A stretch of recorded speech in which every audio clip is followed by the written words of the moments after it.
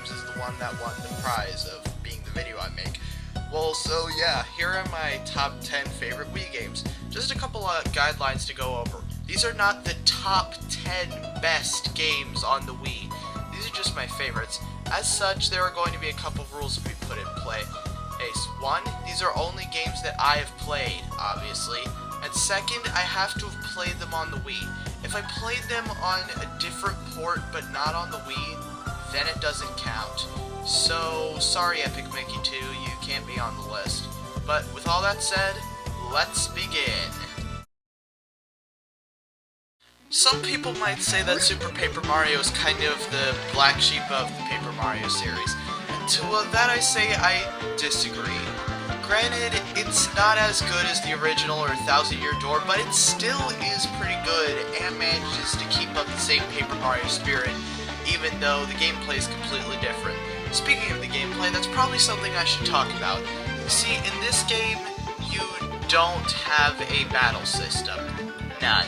Instead, it controls sort of like a 2D Mario game, with jumping on enemies and killing them gets experience, not to mention some power-ups that can help you along the way. So it does function as an RPG, just not with the turn-based battle system.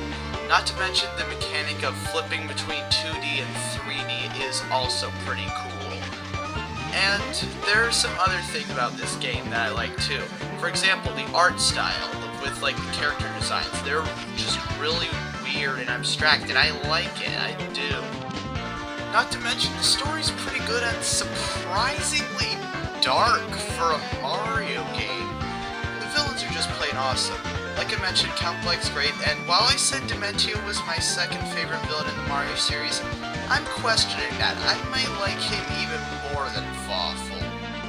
Oh no, I just spoiled that video. Nah, that's the second most viewed video on my channel, so you've probably seen it already.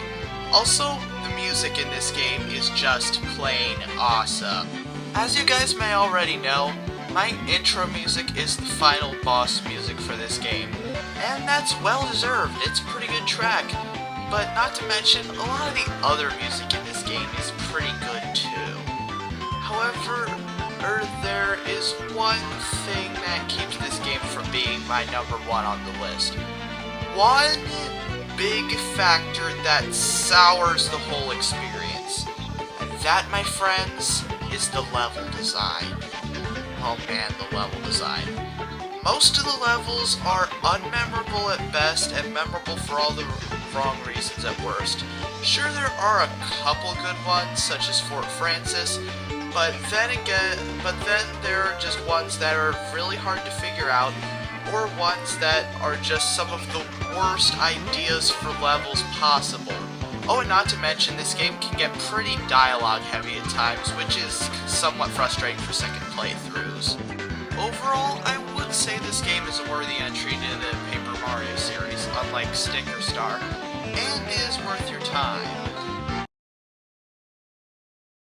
Whenever I invite my friends over and we play the Wii, there's one game we always play, Smash Brothers. And then when we get bored of that, we play Mario Kart Wii. And honestly, who can blame us? Mario Kart Wii is a pretty fun game. Having, you know, the traditional Mario Kart stuff, all the different items, courses, yada yada, etc, etc, etc. Really, nothing sets this game apart from the other Mario Kart games aside from the motion controls and including motorcycles in it. However, it doesn't need to. It's really a good game all on its own. The tracks are nice, the game's fun to play, and yeah, that's really all I have to say. Hey, aside from two things. One, I'm really excited for Mario Kart 8 coming out at the end of this month, and two, if you haven't seen it, I recommend checking out Go Remy's rap about this game. It's hilarious. Princess, I'ma hit you in the face with a shell. You hit a girl like that in real life, you go into jail. Great job, consumers. Nintendo comes out with a game in a series that hasn't been around for a while, and what do? Just ignore it. But, rage aside, Punch-Out for the Wii is a pretty good game. You go traveling up through the ranks as Little Mac, beating all the different boxers throughout the game, and it's really good. What you need to do in this game is memorize your opponent's attack patterns and then strike when you can. and it's actually pretty challenging. Seriously though, just try to get a first strike on them without dodging their attacks. It's probably not going to work out too well. And the boxers themselves do all have their own personalities that are just really entertaining. And yeah, I can't really find all that much wrong with the game. Notice I said I couldn't find much wrong with this game.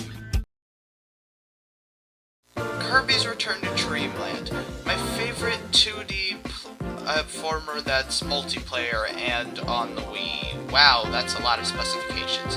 But whatever, this game's still fun. As you could guess already, it's a Kirby game, you know, where you copy enemies' abilities and use them for yourself, yada yada yada. The game does the same thing as the other games do. However, it does stem from the path a little bit. Not only does it have some unique abilities to it, such as the water ability, but it also has the special super abilities, which sometimes appear in levels and let you pull off monumental attacks that are just flat out amazing. Not to mention you have to collect the energy spheres in this game, in which to, well, they're pretty much like any other collectible in a Kirby game. You have to collect them to get stuff. One thing I don't get about this game, though, is why is it called Kirby's Return to Dreamland? He's not really returning to Dreamland at all. He's been there the whole time. I guess he returns at the end of the game. I don't really care. And now for my favorite single-player 2D platformer on the Wii, Wario Land Shake It. Now, what is so good about Wario Land Shake It? Well, a number of things. For starters, its art style is awesome, just going all the way with the cartoony look. Again, I talked about this game in that awful double top 5 that I made, but honestly, it's kind of one of the few entries I stand by. Well, no, not really. I don't really stand by that list at all. But anyway, this game, however, is pretty fun, and it makes some of the best use of the motion controls on this list. No, the best use of the motion controls on this list. Pretty much you can use it for stuff like aiming your shots, or pounding the ground, or shaking your enemies about, or just level gimmicks that you find, and believe me, there are a lot. This game has a lot of diversity within its levels, and is just, you know, really fun to play. Finding all the treasures isn't exactly an easy feat. I have never exactly been able to do it, but, you know, it's always been enjoyable to play. Whenever I'm bored, I just pop this game in and have a blast. Also, one last thing I have to say about this game that I got right that most games typically don't tend to get right is time limits. Unlike, say, Super Mario 3D World, the time limits don't inhibit your ability to explore the level because you get to explore the level, just, you know, the whole level without any time limits. Then when you make it to the end, you bust the guy out of the cage, and you get a time limit, in order of which you have to take shortcuts back to the beginning of the level and get out before the time limit runs out. It manages to give a feeling of urgency without inhibiting your ability to explore the level, and I am really getting off topic now. I should probably move on to the next entry. Want more evidence that this is not a factual list? Well, here you go. This clearly would be number 1 if it was, but let's face it, this game, Super Smash Bros. Brawl, is amazing. Now, what's so good about this game exactly? Well, you know, it's Smash Brothers. You know, fighting with all the Nintendo characters, not to mention a bunch of other fun stuff like the adventure mode, which I really liked, but some people seem to have a problem with, and people have complained about this game having the characters too easy to unlock because adventure mode unlocks them all for you. Question: why are you complaining about that? Shouldn't that be a good thing that it's unlocking characters for you? But whatever, this game is still really fun, with a great selection of stages and characters. This is always my go-to game whenever I want to play multiplayer, and I am really excited for the sequel that's coming out this year, because I think that it can surpass this game, and if it does, oh man, is that gonna be fun. Has there ever been a game that, while you would not acknowledge that it has a good deal of problems, you can still enjoy it anyway? That would be Epic Mickey for me. You see, this game, despite having tons of glitches and some serious camera issues, it still is a lot of fun to play. The main gimmick of this game is that you have your paint and your thinner with your magic brush, which paint can paint in objects and, create them, as well as turn enemies friendly, while thinner destroys objects and, well, kills enemies. So it's really up to you which to use. However, sometimes you have to use paint and sometimes you have to use thinner. This can make for some pretty interesting puzzles as you use paint and thinner to sort of, advance throughout the game. And also that represents another big part of the game, which is player choice. You see, in Epic Mickey, you'll come to a lot of crossroads in which you have to choose between either taking the good guy option or the bad guy option, which is even evident in the boss fights of this game. And that also factors into the story, which I probably should explain right now. The concept of this game is actually pretty creative. It's essentially all the unwanted characters of the world that were just, rejected or no one wanted, end up in this place called Wasteland, where they can live out their days, not really being loved by the masses, but still enjoying themselves.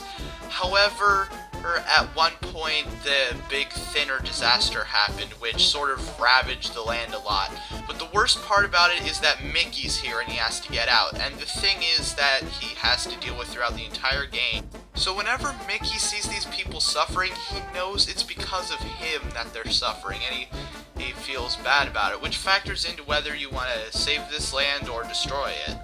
The locations in this game look relatively nice. Granted, as nice as a location can look after it's been ravaged by the thinner disaster, they're all pretty creative and based, at least loosely, off of places in Disneyland, which is actually pretty cool. However, like I mentioned before, the glitches are there, so it does kind of hold this game back. I don't blame anyone for not picking this game up. I really don't. This is by the point in the rabbit's lifespan where just everyone was flat out sick of them and just wanted them to go away. So I can really understand why they'd pass this game up. However, if you're expecting the usual crazy mini games of the rabbits that many consider to have overstayed them, or welcome, myself included, you're wrong. This game actually is a lot different than that. In this game, the rabbits want to get to the moon. How do you get to the moon with a rocket or something? No, just a bunch of stuff stolen from the humans. That's definitely going to work out, rabbits. So what, you're going to have to play a bunch of minigames? No, you actually spend most of the game gathering up the stuff and just collecting them throughout the levels, and trying to get, as much stuff as you can without dying while ruining the humans' days with, stealing all their stuff throughout the countless places of malls, hospitals, casinos, airports, bunch of places. And the levels aren't normally that repetitive either. They all find something to mix it up. Just because you're, say, going to a hospital for the third time doesn't mean it's going to be the same around. The levels have a bunch of recurring gimmicks that you get to use. Granted, not as much as, say, Wario Land Shake It, but a good selection nonetheless. Also, this game's hilarious, and I'm not just talking about from the rabbits' usual antics, that made their game so popular in the first place. No, there are normally some people announcing and stuff that always have funny things to say. Particularly this one lady who kind of sounds like a less intense version of GLaDOS. To those who really aren't interested in the rabbits anymore, all I have to say is this: I recommend giving this game a try. If you're sick of the old rabbits formula, this game isn't going to deliver that, so don't worry. Granted, there are a few mini-games in this game, but they're very short and really just for health upgrade purposes. So, yeah. Now, what is there to say about Okami that hasn't really already been said? I don't know, but I guess I'll try to say something original.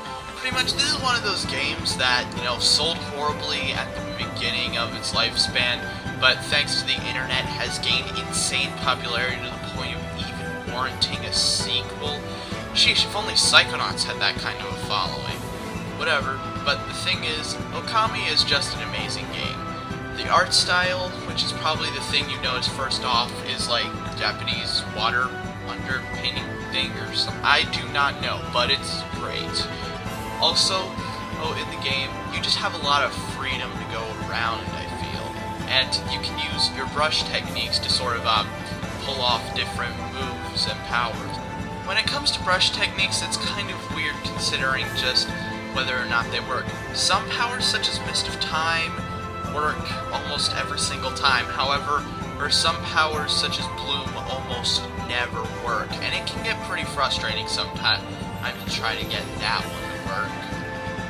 I find it strange. A game that undersold this much managed to gain so much of a following. Why couldn't the same happen for Psychonauts? I mean, occasionally you hear someone talk about it, but not all that often. Okay, I'm getting really off track here. Point is, Okami's a great game, and you should really check it out, as with, well, all the other games on this list, obviously. But yeah, anyway, on to number 1. I'm sorry, I had to put this game at the top of the list. I couldn't not put this game at the top of the list. Super Mario Galaxy is my favorite game on the Wii, in case you couldn't tell by it being number 1, but I probably should get into it. Yeah, it's better than Super Mario Galaxy 2. I said it. The controls, granted same as Super Mario Galaxy 2, work great. The spit and attack adds a lot without it being too gimmicky, and all the jumps you can perform are pretty cool, but for people who can't pull them off, they're not normally screwed over. The bosses, albeit a bit easy, are a lot of fun to fight. The levels and some of the new levels things added, like say pull stars, are all really well designed. The only levels I can think of that I hate are a few of the prankster comment missions just because of how jerkish they are. Sure, playing as Luigi at the end of the game might have been a bit lazy, but it wasn't too bad. The graphics in the galaxies look amazing. In fact, the galaxies I could probably make my own list about. In fact, I might do that at some point. But the real big, amazing reason why Galaxy is my favorite Wii game is that this is kind of the game that got me into gaming itself. Yeah, Super Mario Galaxy was my gateway into the gaming world. I'm Defoffalizer, and Nintendo, please make Super Mario Galaxy 3. Oh, and don't do the green star thing like Super Mario Galaxy 2 did.